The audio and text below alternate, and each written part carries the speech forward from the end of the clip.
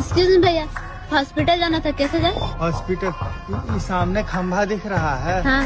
उसमें जाके ठोक दो गाड़ी, अपने आप हॉस्पिटल पहुंच जाओगे। हाँ ओके भैया, थैंक यू। सीरियस ना ले ली जाए ना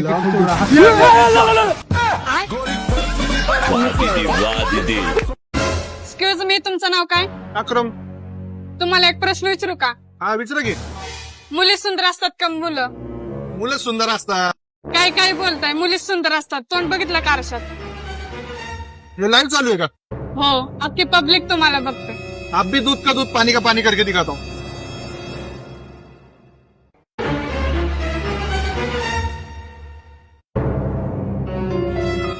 हे करून दाखव.